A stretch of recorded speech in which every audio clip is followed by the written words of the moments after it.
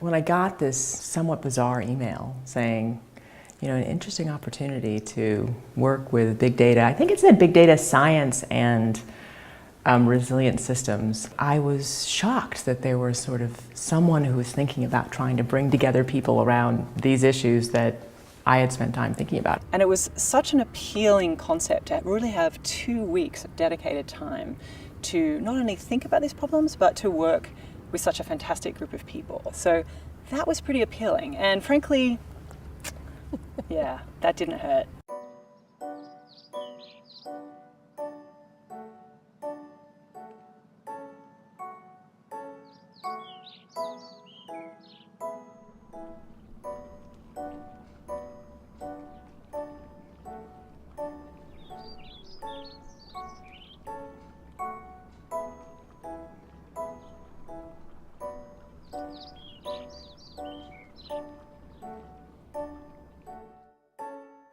One of the defining features of this age is not just global climate change, but change in how we access information. And if we don't think about those together, we could create more vulnerabilities than we are without the data.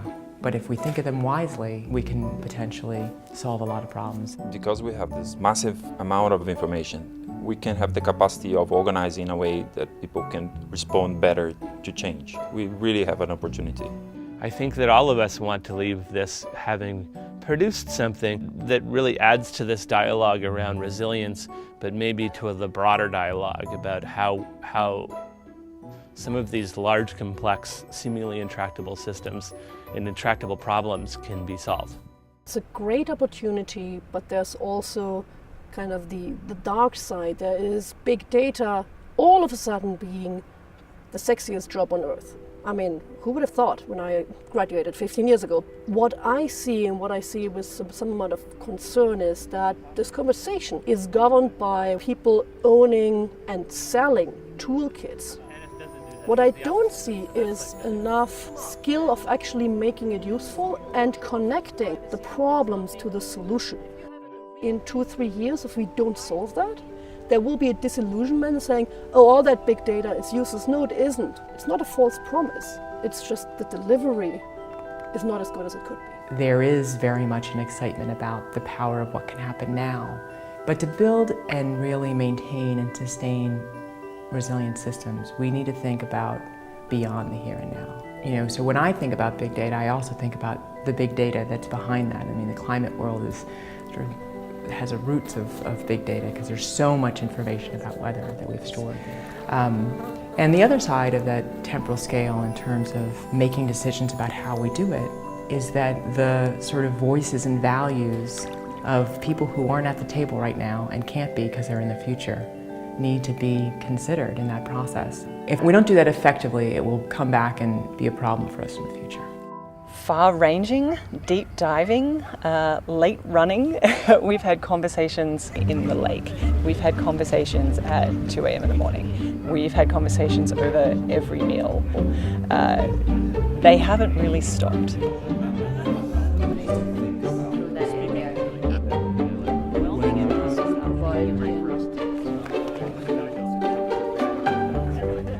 Is there anything that you want to say that I haven't asked you about? The thing that I want to talk a little bit about, it's about the role of the media, which is more or less my sector. I speak about, we as a journalist, we know a lot about like how to create and touch people's heart in terms of narratives and kind of putting the important information first. Looking at the media as a part of this distribution system, of this adaptation system, it's really key. Kind of creating these narratives to adaptation, and there's a lot going on the media also on organizing data. So one of these key roles that media can play, in my opinion, is organizing data in a meaningful way for people. When we talk about big data, we're talking about infrastructure, hardware, platforms that can make sense of big data, techniques, advanced computing, and so on. And how do we take this really advanced technical knowledge and connect them to the livelihoods of local communities where people don't talk about advanced computing. They don't talk about machine learning and neural networks and artificial intelligence and all that kind of stuff. So we have to find that interface. I feel like some days the progress is slow and even, and then other days you'll have these moments of like, have we got anywhere? Did we hit a few walls? And then the next day, a gigantic conceptual leap and a set of new ideas will emerge. And in terms of the ones that really struck me during this experience, I think were the moments when we realized the importance of ethics.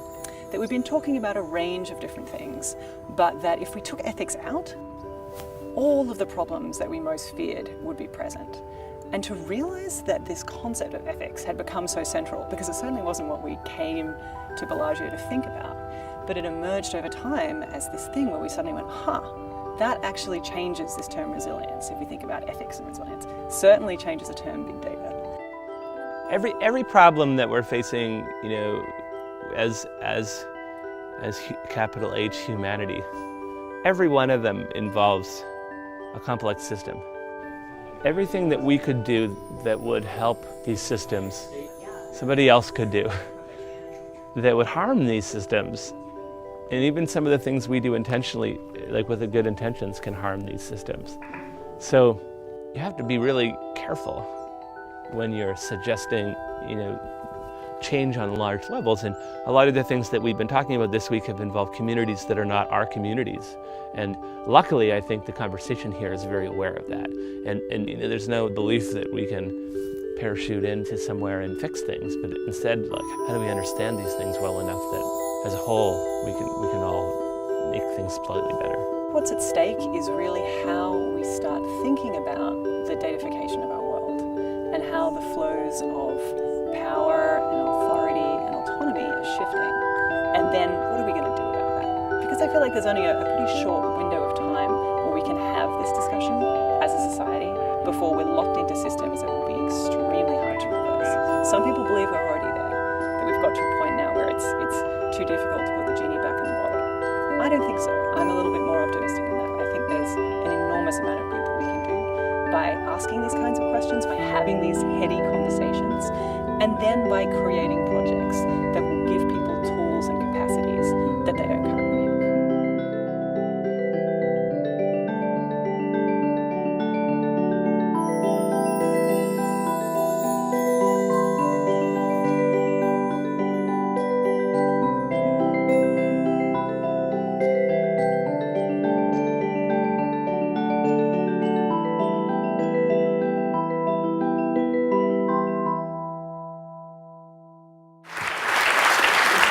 Please join me in welcoming the 2013 inaugural class of Bellagio PopTech Fellows to the stage. Coming out.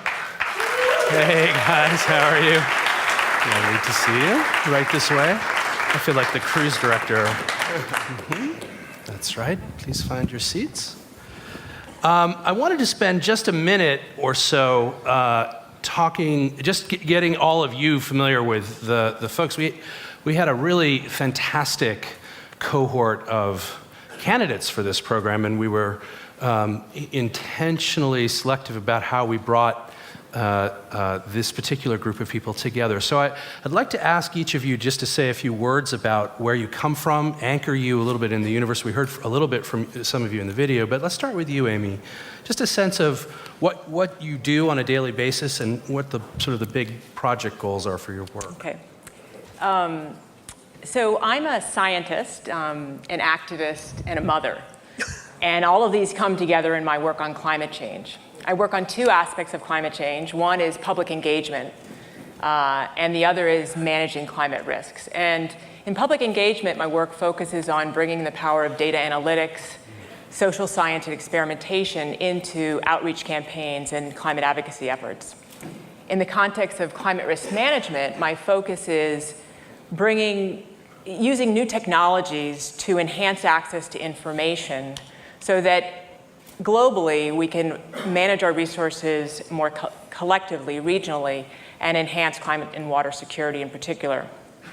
So in my science and activist life work, I focus a lot on the quantified world, and I'm thrilled by the data that comes out of that because it allows us to understand the complex social, biological, biophysical systems and manage the risks of the crisis that is unfolding.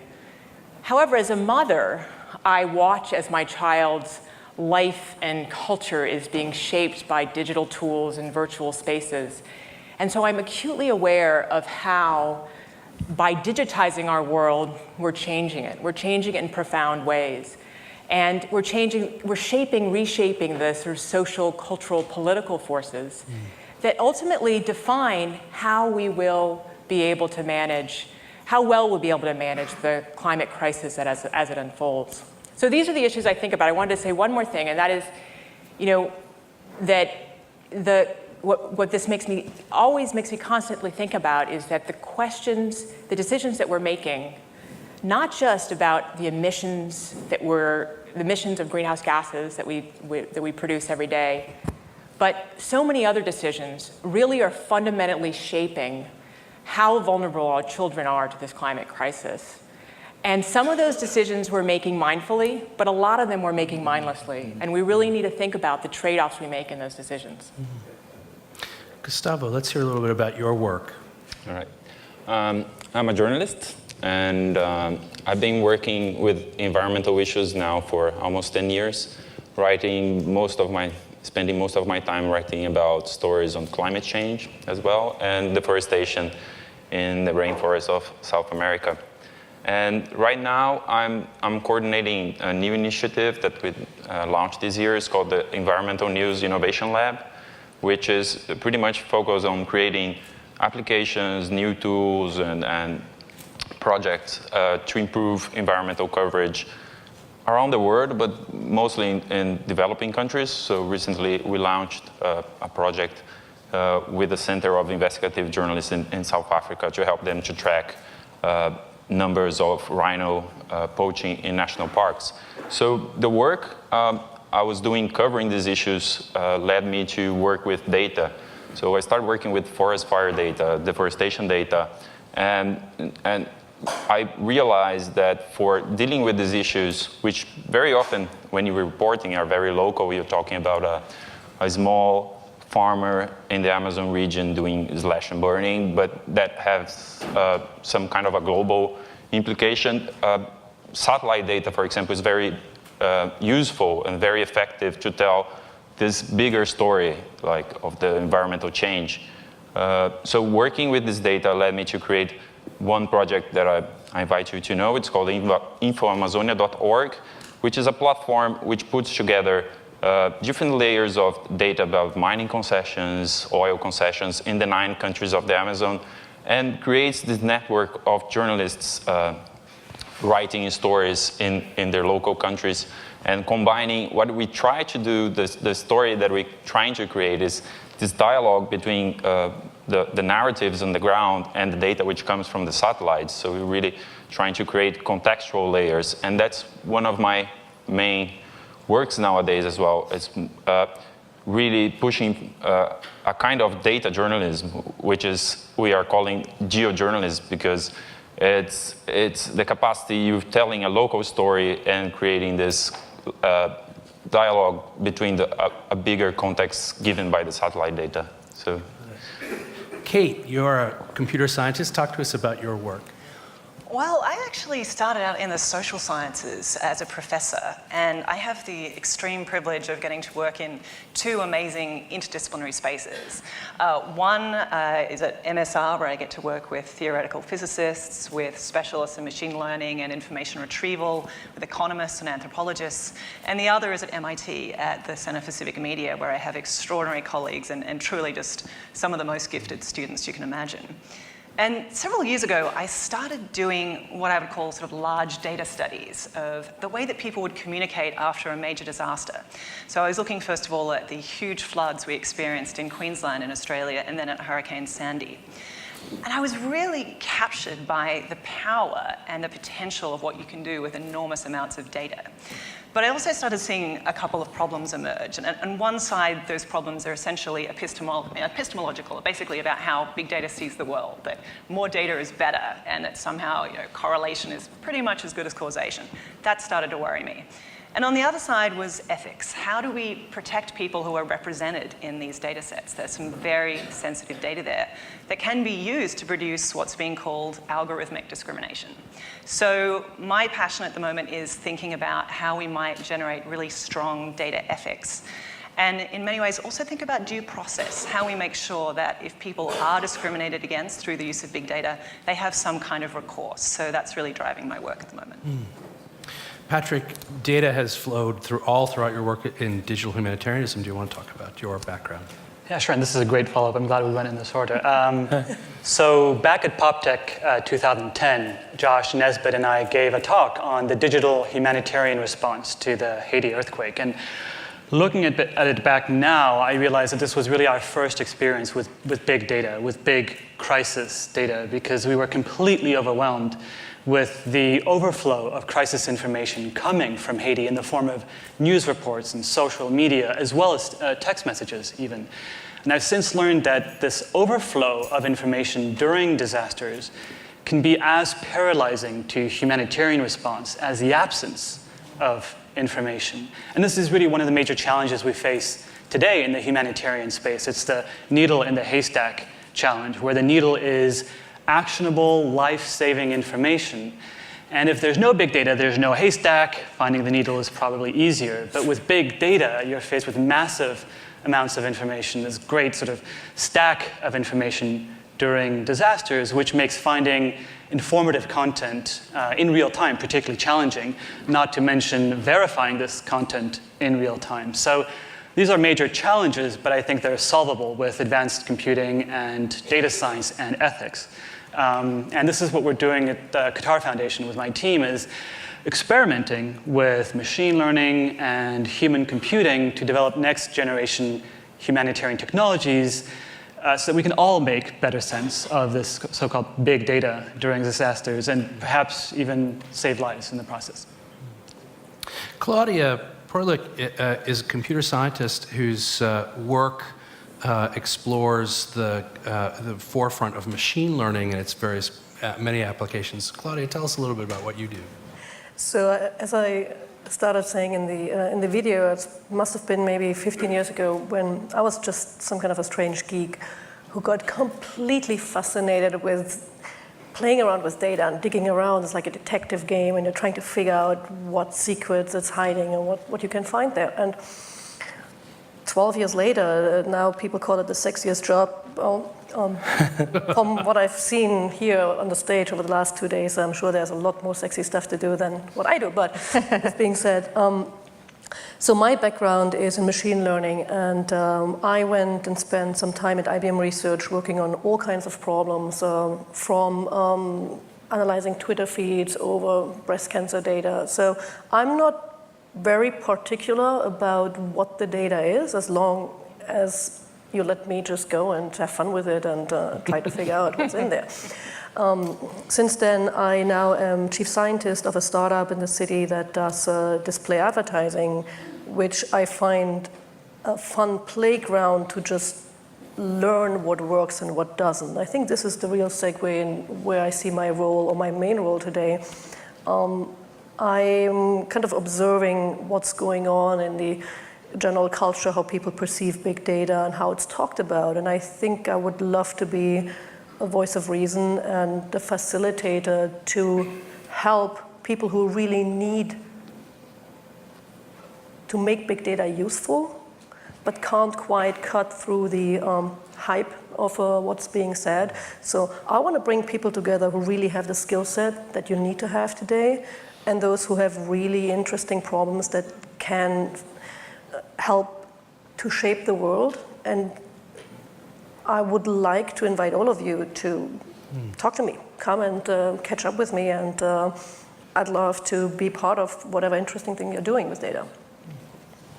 Rounding out this sextet is Jer Thorpe, who brings a data artist's eye to this conversation. Jerry, you want to? Thanks, yeah. I feel like I know a lot of people in the room from last year and from karaoke last night, but thankfully I can't see any of you, so I'll treat you all as strangers. I've been thinking around data for about 5 years, and over the last year, I think a lot of people have asked the same question, which is like, what is this big data thing, and what does it really mean? And for me, over the last maybe week or so, I've really been thinking about the idea that this technology has breached its containment fields. It was at one time contained within science and within business, but it's leaked out and contaminated all of us. We are all in contact with this thing every day, and it's changing us, and we're changing it. And where I'm most excited about and most interested about is this kind of many-folded boundary between culture and data. And what's happening, as I said, it's kind of this two-way field. So as a visual artist, I'm really interested in producing systems that will help us understand that. I run a studio in New York City called the Office for Creative Research, and we think around a lot of these issues from all kinds of angles. We do some work with companies that are trying to think about how they can embrace concepts like data ownership and how they can understand their own data in a way that respects the users who are producing that data. And on the other side, we do a fair amount of work with museums and galleries. We are really privileged to be artists in residence at the Museum of Modern Art this year, where we're working on a public program that'll help people engage with the data that the museum collects around all of their pieces, because like all of these things, data is changing the way that we experience art, and art is hopefully changing the way we experience data. Now, one of the things that we're going to continue to have this conversation. We're going to explore many different issues in this session. But one of the things that I think is intriguing about this particular program and this approach to convening fellows is that the goal here from the beginning was always that we would encourage you to explore the possibility of joint expression, and that the wonderful, and I think from the parts that I saw, just extraordinarily rich conversations that you've had, might produce something that could impact the world beyond the narrow field of an individual context. And Jared, do you want to talk a little bit about how that? I would love to, but I need the clicker. All right, so we're going to do an experiment. It's a clicker required. There you go. Collaboration at work in front of you. Yeah, it's a low-pressure environment to present a brand new paper with your 5 co-authors watching. So our conversations at Bellagio, as you can imagine from our backgrounds, were quite wide-ranging, and I think it took us a little bit of time to settle into the territory that we were most interested in. And I think we all agree quite quickly that one of the focuses of our conversation would not be about sort of broad level resilience, but about community resilience. And when we say that, like how can resilience be fostered by the communities themselves instead of something that is kind of poured on top of it from some type of outside source? So we started thinking about community resilience, and we started to think about data, and where we got to was this idea that we could produce a kind of framework for people to think around these issues. And geometry helped us a little bit here, and we ended up with this idea of what we call the hexagon. And the hexagon has 6 things attached to it. And here what we're trying to suggest is that for thinking to be effective around community resilience and data, we think that people should be considering 6 different things. And if you look at the thinking that you're doing, and you can see some weak areas, maybe those are places that you need to bolster. So it acts as a mechanism to strengthen thinking, but also as kind of a way to maybe start some new ideas. So let me walk you around the hexagon really quickly, and then we'll get into a broader conversation. So at the very top of the hexagon, on purpose at the top of the hexagon, we kind of look at it as our kind of guiding point of this shape is ethics. And this is something that a lot of us in this group have been thinking and talking about, that a lot of the dialogue around data has really not considered what effects are these technologies and these acts of measurement happening on the people who are being measured. And so in this domain, we talk about things like rights and fairness and agency, and really trying to encourage people to have a clear set of guidelines before they undertake action that involves data. The next piece of the puzzle is governance. This combines both public policy and private policy. This is maybe something that has become a lot clearer over the last few months with the news about the NSA and the leaks from Snowden and so on, that the government as well as corporations have a lot of policy pieces that are going to affect the way that these things are affecting communities and therefore affecting the resilience of those communities. Science. We have this new phrase called data science. I think what we're trying to do here is to maybe uncouple that and bring it back to science, and developing good hypotheses, being critical, all of these things that are embedded in capital S science that I think in some cases have been left behind, and also the ability to predict well using scientific methods and all kinds of things that are related to that. Technology was the number one thing we talk about when we talk about big data, and we don't want to reduce its role by just making it one of 6, but we do want to kind of place it on its own and think about what are the types of technologies, predictive technologies, and so on that are built in with what we would call data science, and how we can be critical and careful when we're applying those things, but also some of the opportunity that exists within technology. We put a focus in our document on open source technology and using open source technologies, not just because it's a feel-good thing to do, but because we think it actually bolsters resilience. By using technology that's uncoupled from large corporations, it means you're uncoupling it from the policy side of that thing, but you're also making sure that your software platforms are going to last longer, and so on and so on.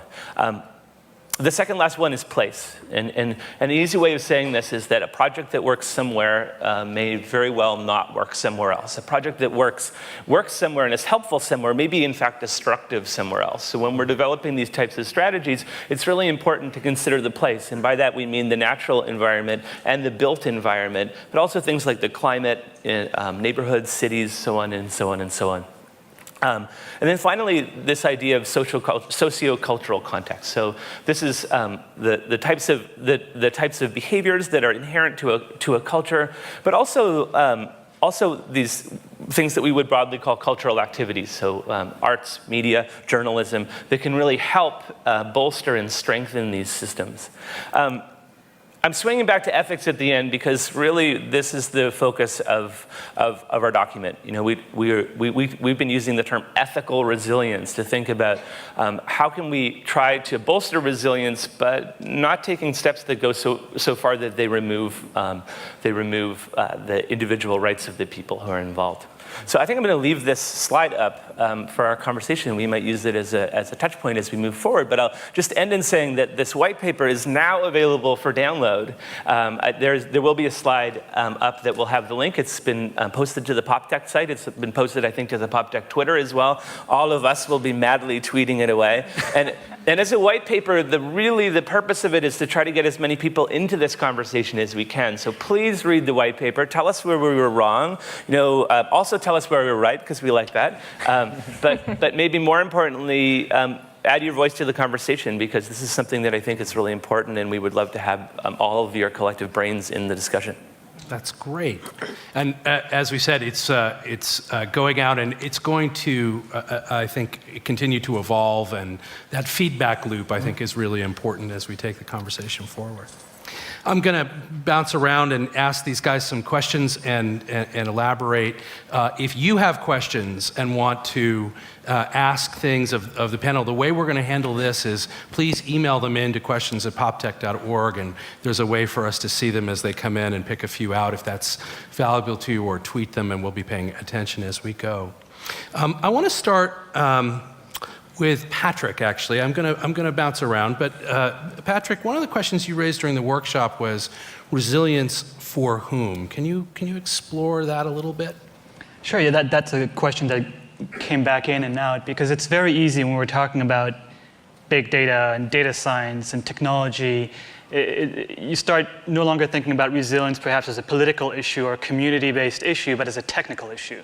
where you need to try and optimize the equations and get the data. And the communities only serve your purpose for extracting information from the communities, but that process does not make them more resilient. So it was interesting. We'd go back and forth. It was like a pendulum. We'd get into the data science, think about the technology, and realize, wait a minute, that completely crowds out local communities themselves. So it's not only about ethical resilience, but it's really about people-centered ethical resilience. So it was really interesting just going back and forth during the whole workshop.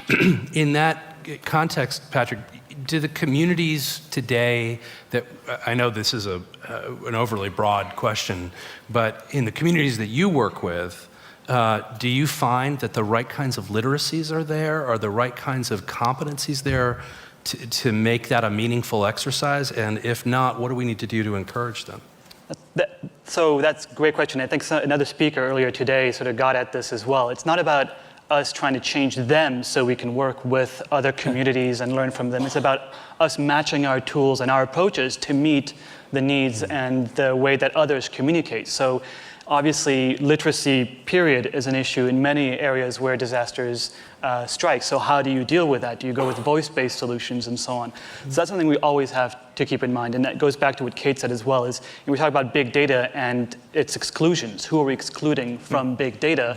And ultimately, the most marginalized and the most off the charts, off the grid, are the most vulnerable. And if we're not developing platforms and creating an interface to interact with these communities, learn and provide an information service, then what are we doing? We're wasting our time, I think. I want to continue that thread actually by asking you, Kate, a question about another theme of the conversation, another phrase. You talked about power relationships. Actually, we just heard it in a little bit in our setup.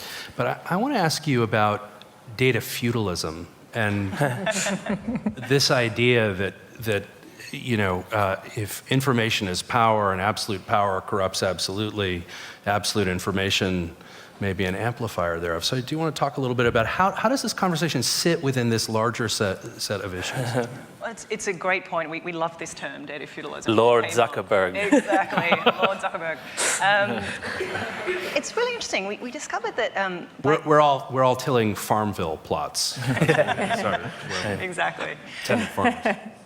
Basically, we realized we're living in an enormous social experiment right now. So what happened, just a couple of months ago is that AT&T and Verizon have both decided to start selling off their customer data sets. So that's your location, that's your browsing history, that's now available for sale. Your Fitbit is probably recording when you sleep and when you exercise. And then we have all of these technologies like Twitter and Facebook that give profound insights into what you're thinking and what you're doing. This is an enormous experiment, bringing all of this technology together. And a lot of that is being done in ways that we have no visibility into. It's completely opaque. So there's a serious power imbalance that's occurring, and that's particularly happening in terms of the collection of data sets. So in an experiment like this, what's so interesting is that it has no ethics process. It has no opt-out. We're actually going to live through this and try and figure it out as we go. That's sort of really profound social exercise that we're sharing in. So part of what we're thinking about is, okay, how do we protect vulnerable populations? How do we think about those dynamics and changes so that those power imbalances aren't so extreme as they are now? I'm pretty optimistic there are ways we can address that. Some of those solutions will be legal and social, some will be technical. But having that discussion, having these sorts of people together in a space to say, okay, how are we going to deal with this? And that's basically what I hope this document does. I mean, I've had some great conversations with people in this room from places like the New York Times R&D Lab, from people at a range of universities who are saying, yeah, we need to improve data science by thinking about people and thinking about ethics. So that's happening. Let me come over to Claudia on that point about, as a data scientist, Claudia, I'm a few weeks ago, I found out that a big data broker called Axiom made it possible for you to dig in and actually find out what they knew about you. So I was terrified, being a man with a browser history, what they could possibly have known about me. And then I logged in and found out that the first thing they knew about me was that my name was Andrea. So in many ways, I actually don't envy your job as a data scientist, as super powered a position as that is, that you have to, it seems like we're living in this era of big data, and we're also living through this era of even bigger misinformation. They got my bra size wrong. I mean, come on. But you had to give them your social security number. Right, Did you notice that? You had to That's give the them much your social interesting security part. number. I had to tell them my name was Andrew Yeah. for them to tell me my name was Andrew. Yeah. It's bizarre. So how do you deal with that? Tell us about how that works. Like how do these tools actually play out in the like give us a sense of the reality of data science today. Its promises and maybe its over promises. So I think that's a great example, and one of kind of my negative cases typically why I'm somewhat hesitant on what people expect. There is this notion of we can now know everything, but the reality is you know a lot, but most of it is wrong, or it's not what you think it actually means. But stepping back to my job, I would love to change the discussion, not the broader discussion we're having, but every time somebody actually has data, wants to do something, it's like, I don't want to know what data you have. That's not where you start the conversation. You need to first think about what you want to do. What do you want to achieve? What actions can or can't you take? And before we have come to some clarity on this, the data is just this huge beast that threatens to just swallow you whole, and you will never find your way out of it. The only way to embark on dealing with the new world of big data, which actually I think is not that new, it's just that more people who didn't know the old world think about it. But the only way to really have a direction and come to a place where data becomes useful and you can find the needles in Patrick's haystack is if you have a very clear compass to start with. What's the decision that's driven by ethics and all the other things? And from there, the beauty of my world is that I work with machines and algorithms, and guess what? They don't even know what names are. It's just some arbitrary combination of letters which are saved in ASCII that just has 0 and 1. So for the machine, none of this actually matters. And on that level, the notion of meaning completely goes away. So I, as a human interact, I still have to facilitate the backward translation, and it starts initially by having a notion where you want to go. Just collecting everything. Well, you can do it today, you can do it cheaply, and on some level I love it, but it's not going to solve any of your problems. It will just create a lot more of them. And what strikes me about that is what Emily Jacobi, a social innovation fellow, said yesterday. She starts with a question, what world do you want to live in? Yeah. Who gets to decide, and what role will you play? And we have to start with that, not the data, right? Because then you verge into unethical resilience, and you maximize the equations, and there's total surveillance society. So I like that a lot. So I want to, just picking up on that very thread of the social utility of information and how we make it valuable. You know, Amy, you talked at the very outset of that the climate community is actually replete with lots of data. And there's a wonderful statistic I think that IBM came up with that 90% of all of the data currently available to humanity since the dawn of record keeping in digital form was invented in the last 2 years. So that's more a byproduct, I think, of the fact that we're generating more and more necessarily than that we have a complete ahistoricism, though we may. But the question I want to ask you is, as someone who's thinking about moving the action framework forward, does more information help or does it hinder? Because it seems to be that it's actually disaggregated in some ways from the debates. The debates over climate change are influenced by information but not determined by information. Otherwise, the conversation would be in a different place today. So how do you think about these issues? Great question. I mean, I think that more science isn't going to change this debate. And more science is always going to be incremental and more nuanced. And, in some ways is probably going to make the discussion more challenging as we move forward. However, the information is critical for managing the risks of climate change. And we've spent a lot of time talking about big data in terms of what is tracked in terms of our search queries and our phone and Twitter feeds and so forth. But big data also is involved in longer term perspectives when you think about climate change. And one of the critical things, because climate change is going to be with us for a long time, and we're conducting a biophysical experiment. Kate mentioned a social experiment. And as we conduct that biophysical experiment, we need to understand what's happening. And to understand what's happening, the flow of data that comes out of the digitization of our world in terms of tracking weather, but also tracking feedbacks from the implications of a warming world is critical for understanding long-term trends, understanding sources of resilience, as well as vulnerabilities and thresholds.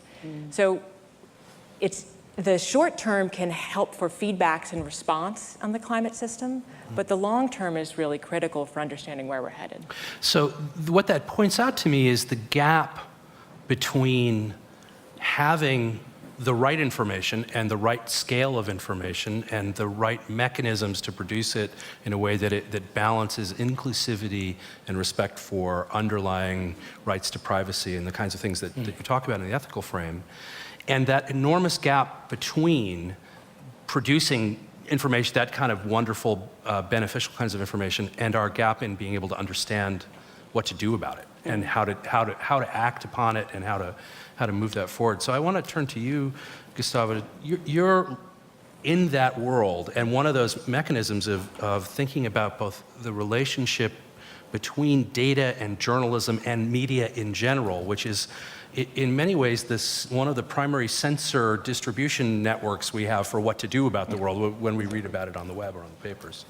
Yeah, I think when I was listening to Kate and Amy, I was thinking about one of the discussions we had very often in Bellagio was around narratives.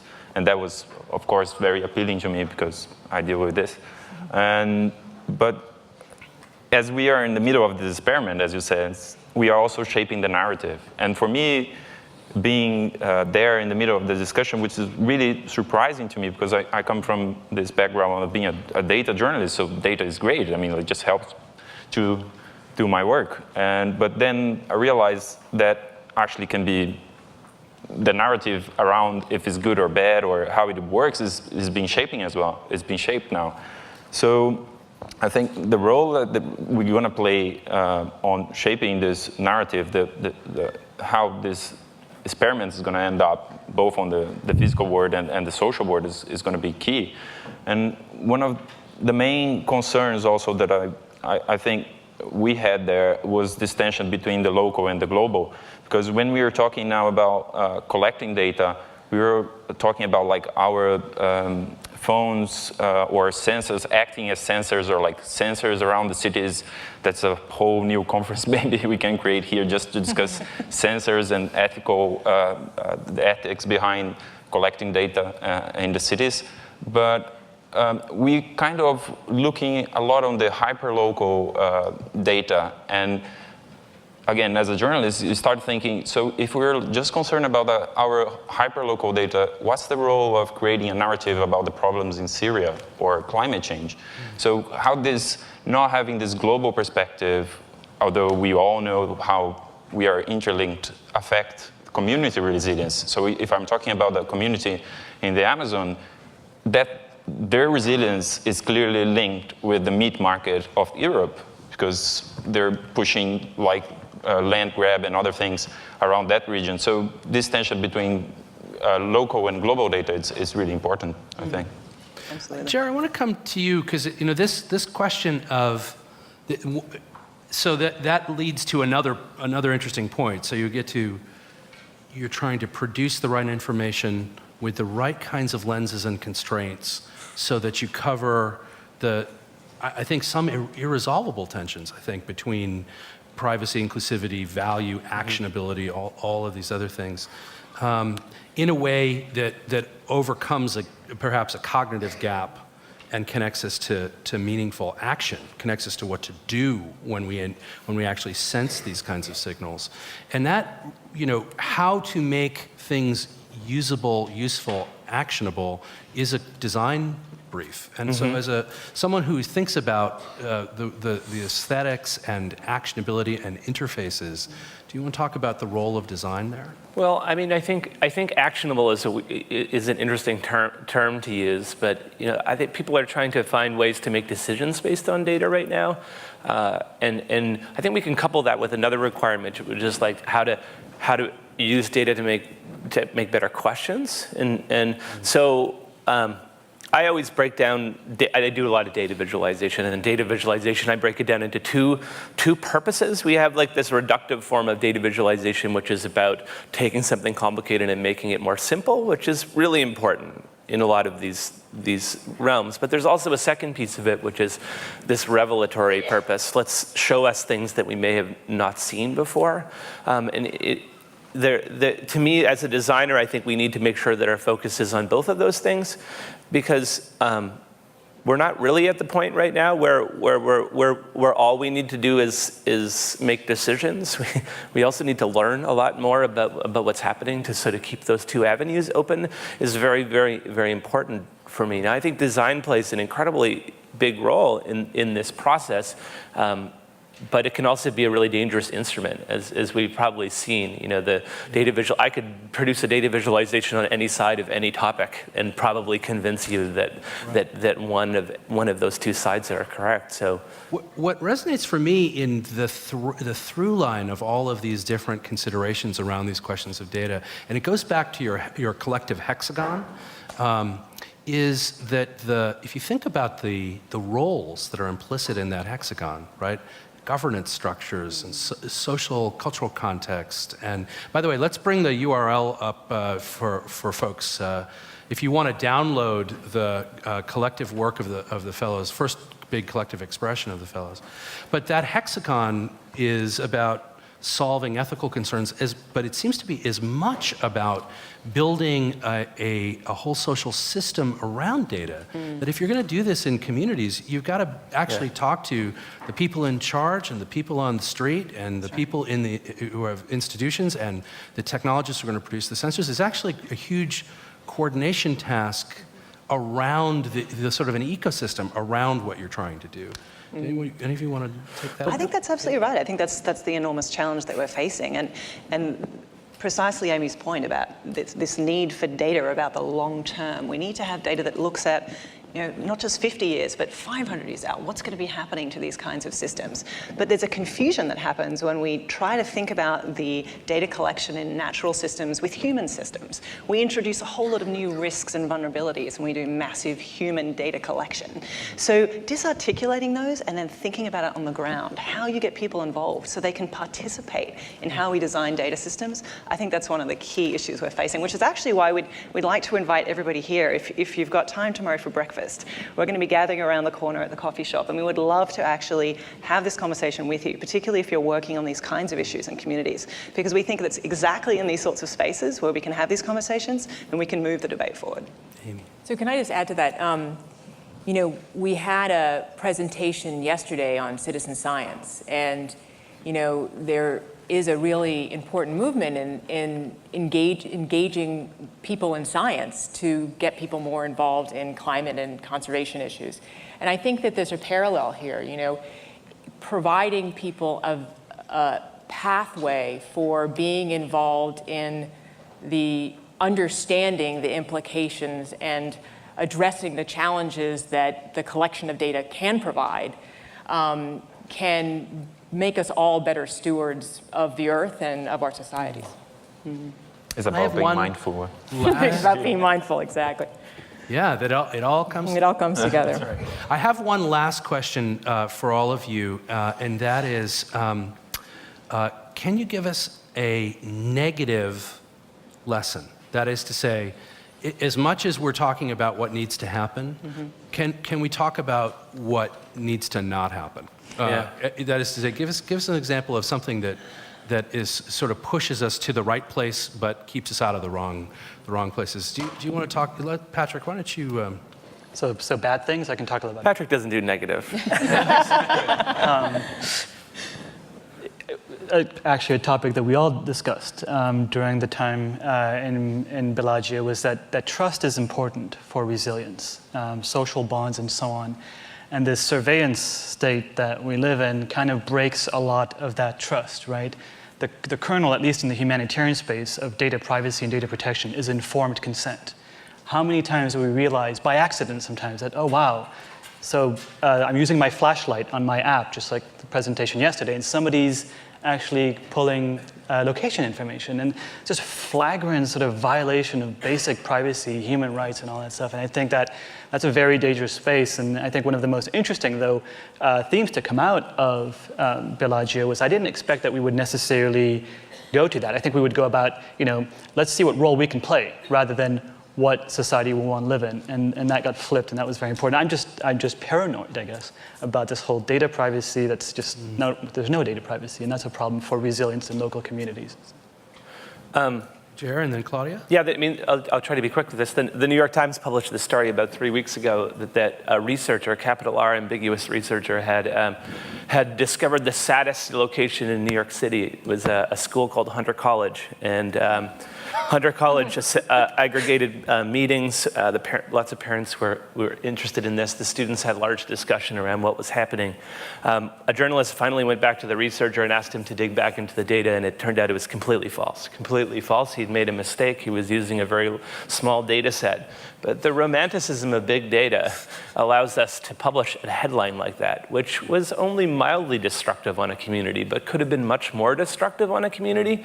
And so we have to be very careful with bad science. And that study was like just a perfect example of really bad science, that somehow we love to talk about these things. We love to say a sentiment analysis study proved this thing, but we forget that this is about humans. And anytime you're bringing humans into the realm, we have to be careful, and we can't just fall to the allure of this technology. It's interesting on that very point that, the very term data science, at some point we decided people were going to be scientists who were working with data, as opposed to other artists or fill in the blank. And the interesting thing about that is that I think in some senses it works in as much as it involves math that people can't do. Yeah. And it can be done by scientists, ergo scientists. But on the other hand, it also suggests that information that is quantified is true. That is to say, the data doesn't lie. Hey, the data doesn't lie. I think this is one of the biggest dangers, and it relates exactly to your story and also a little bit to your point of using visualization to communicate insights, but to look at data to find them. Always really hesitant on the latter, because it's not that the data lies, it's just as a recording of something. It's just that your interpretation, what it means, doesn't correspond with what it actually was that you were down there. And I think the bigger topic that I find very hard to communicate is, most people feel that data is like a technical domain, but quality control in data is just awful. It's really, really hard. I don't know how good my model is, and I don't know if I spend another week on it, whether I will be getting 1% or 10% better. I have no idea, and I'm presumably good at what I do. I think the big issue with data science is exactly that. You never know whether it is any good and how you keep it going. It has a very kind of subjective component and skill that needs to maintain to address exactly these kinds of problems then popping up. It's so true. There's this lovely quote actually by Jeff Bowker, which is one of my all-time favorites, where he says that raw data is both an oxymoron and a bad idea. And that on the contrary, data should be cooked with care. And I think it's by working with people like Claudia that you can see just how much is done at the human level, that we sort of fetishize algorithms and data. But actually what it really gets down to is getting better as scientists at really trying to use these kinds of, the sentiment study was classic. classic. It was a problem of geolocation. The dot on the map was slightly north of the school. And a tiny sample size, and bad journalism. Exactly. Like, That's a classic. Sorry. I think it's a topic that Gustavo can talk about. Everybody published this study without doing the smallest amount of interrogation. That's right.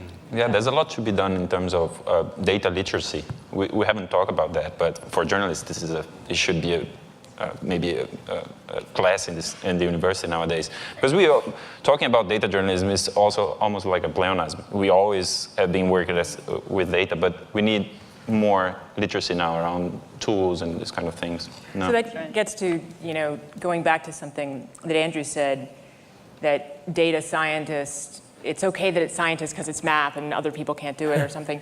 I actually think one of the challenges is that I think almost everybody can be a data scientist. No, Claudia. But I mean, I think that there is more of a perception that everybody can be a data scientist than a climate scientist, for example. And the challenge, I think there's sort of good things and bad things about that. One of the challenges is, as going back to the citizen science piece, as we get more and more access to satellite imagery, and this is something that Gustavo engages with as well, we can open up more collective stewardship of our resources. But there's this challenge there, right? There is a scientific process with science with a big S, which does have peer review, that does give us a sense of what do we believe as best as we can to be true based on our hypothesis testing. And then there's this mass assessment of our analysis of the data that's out there, looking for patterns.